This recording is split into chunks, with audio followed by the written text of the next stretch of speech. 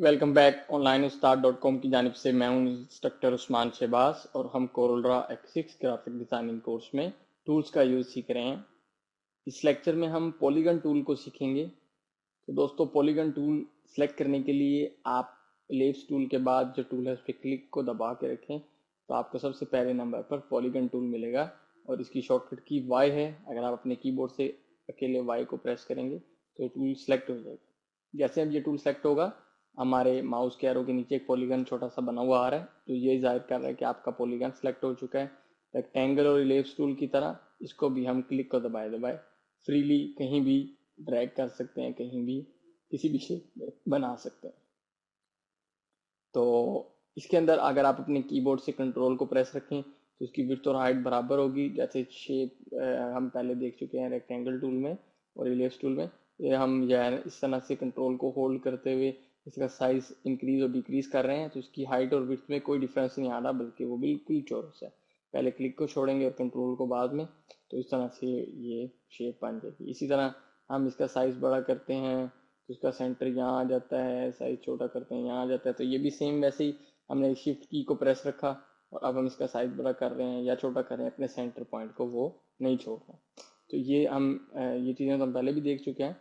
और ये जब आपके पास पॉलीगन टूल सेलेक्ट होगा तो इससे रिलेटेड सेटिंग ऊपर प्रॉपर्टी बार के अंदर जो है ऑप्शन बार के अंदर इसकी प्रॉपर्टीज आ रही हैं।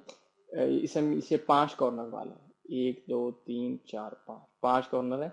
तो हम अपनी मर्जी से इसके जो कॉर्नर है वो ज़्यादा भी कर सकते हैं। मिनिमम हम इसके 3 कॉर्नर्स कर सकते हैं, जो ट्राइंगल बन जाएगा। उससे ज़्यादा हम जितने चाहें काफ़ी सारे कर सकते हैं।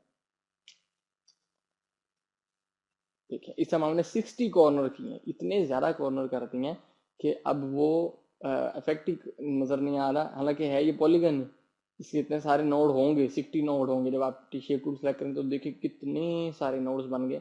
किसी नोड को पकड़ के आप खींचें तो देखें वो कैसा उसको डिज़ाइन दे रहा है।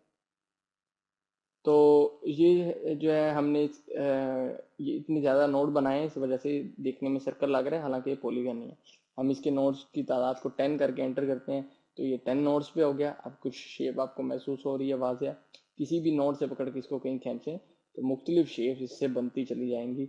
ये आपको शेप टूल का यूज़ पहले से पता है। शेप टूल से हम इस तरह की काफ़ी सारी वर्किंग परफॉर्म कर सकते हैं। तो ये जो है देखें आप, इसके अंदर मुख्तलिफ एंगल्स पर घुमाने से क्या क्या शेप्स बन रही हैं। इसी की आप ये देखें, अगर आप इसके कॉर्नर चेंज करते जाएं, कॉर्नर की तादाद कम या ज़्यादा करें तब इसमें डिफरेंस आएगा। हमने 5 लिख के एंटर किया, तो अब आप ये देखेंगे स्टार से मिलती जुलती शेप बन गई है। अगर शेप टूल को सिलेक्ट करके इसको थोड़ा सा और खींचे तो ये बिल्कुल ही स्टार बन गया। इस तरह से हम इसके अंदर चेंजिंग कर सकते हैं। तो ये हमारा पॉलीगन टूल था। इससे अगला टूल जो हमारे पास है वो स्टार टूल है। स्टार टूल को सिलेक्ट करने के लिए यहाँ पर पॉलीगन के नीचे स्टार टूल है, इस पर क्लिक करें। डायरेक्टली स्टार आपको जो बना बनाया इसमें मिल जाएगा। कंट्रोल को प्रेस करें, बिल्कुल जो आप चाहते हैं कि एक्यूरेट बने, जो हाइट और विड्थ बराबर है, कंट्रोल को प्रेस करके कोई भी शेप बनाएं। हमने बनाया तो देखें डायरेक्टली हमारे पास स्टार ये बन गया।